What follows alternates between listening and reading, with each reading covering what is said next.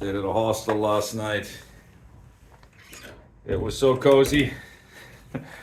I'm struggling to leave, of course.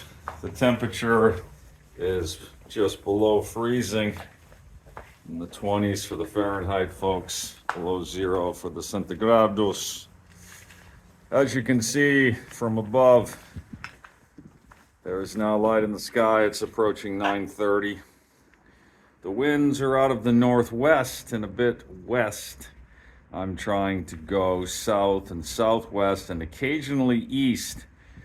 I think the first two directions are going to be uncomfortable, in particular when the wind is striking me. How about that, eh? There was a bottle flying through the air. I should not take that personally, I assume. Where was I? When the wind is pushing against me from any direction, it's not just that it slows me down, but it creates a very uncomfortable wind chill. And it's especially problematic for my hands. That's my biggest concern today, wind chill on my hands, given all of the interaction with the wind that I'll have today that is pressing up against me versus if it's a tailwind, it's actually quite comfortable. The wind chill is not a factor. I'm hoping to make it to the Magellanic Strait today. That is a very big deal. 76 miles, but I must go across a border into Chile. That's going to slow me down quite a bit.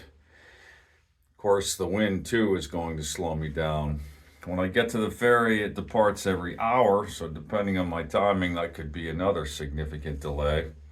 And on the other side, an additional 25 miles, plus or minus, to a lodging opportunity, and there's nothing before that.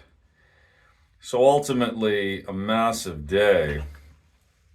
I am considering hitchhiking the last 25 miles, just because by then it'll probably be dark.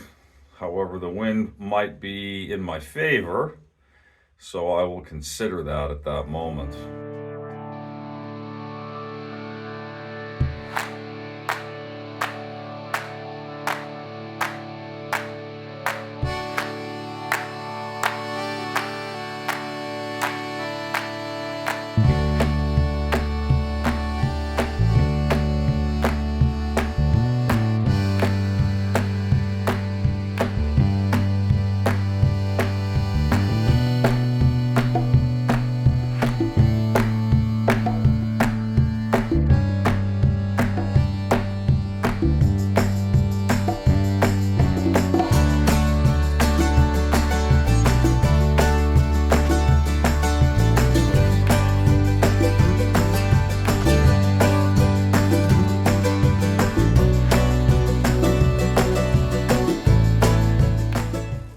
Seen a station like that in a while.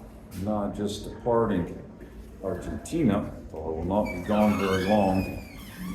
Universe willing anyway, a few days. And in a moment, I will step into another building like this one. I hope anyway, it's nice and warm in there. And be welcomed, also hoping, to Chile.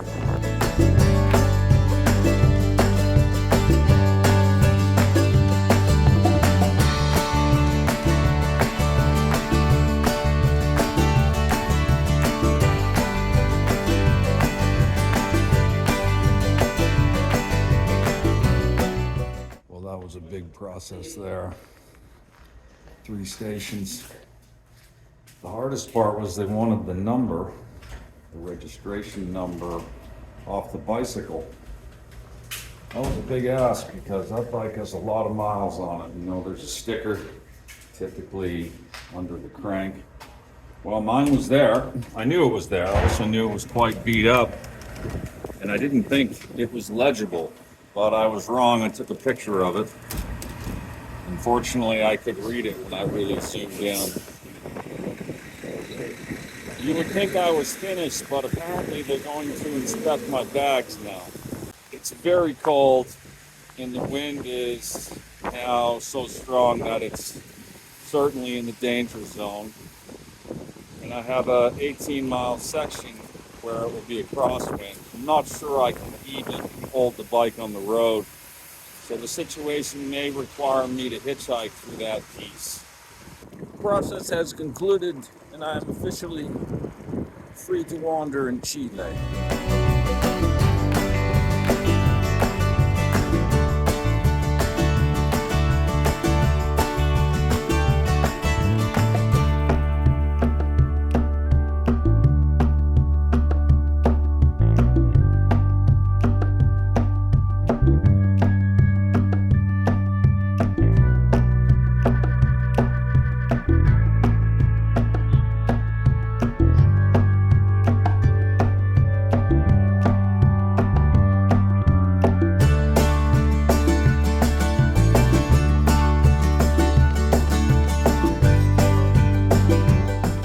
Massive effort to get here, of course. Incredible to arrive on my bicycle to the shores of the Magellanic Strait after departing towns like Boston and Portland and, of course, Cartwright, Labrador.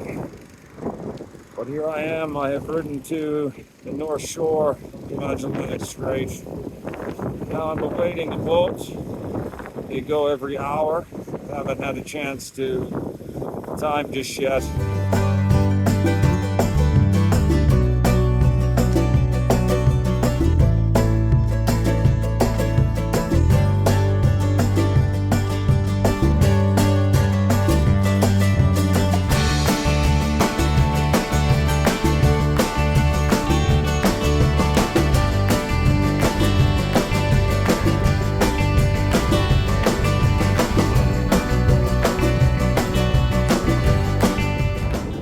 The night I go, I sure will appreciate being out of the cold and out of the wind once this day ends.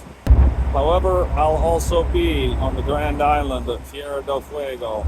In fact, in just a moment when I step off this ferry, I will be there.